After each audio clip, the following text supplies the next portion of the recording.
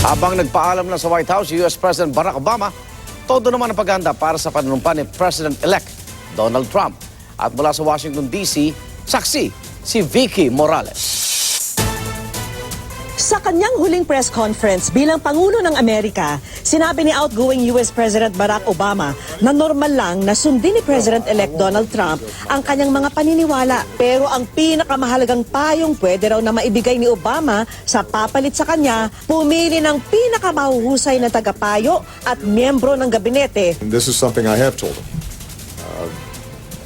that this is a job of such magnitude that you can't do it by yourself. You are enormously reliant on a team.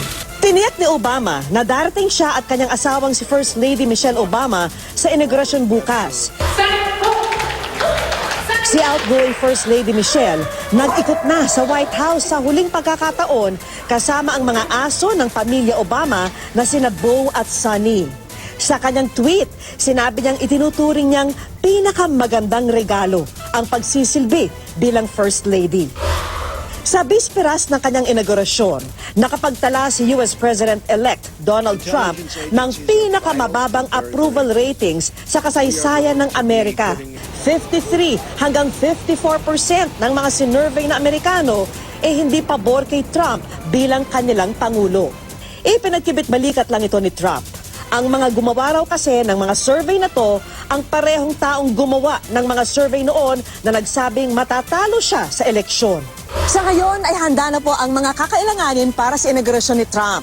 Nakapagsagawa na ng dry run at dress rehearsal nitong linggo dito sa US Capitol at binakura na rin ng mga steel fence ang mga lugar na pagdarausan ng inaugurasyon.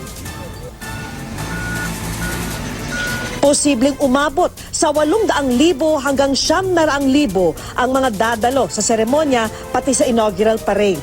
Eto, 2 araw bago ang inauguration ceremony, nagsimula na po ang mga kilos protesta laban kay President-elect Donald Trump. Where do you want this to go? To stop Trump-Pence regime before it starts. How do you plan to do that? Calling the millions into the streets and causing a political crisis at the top. Ako po si Vicky Morales, ang inyong saksi.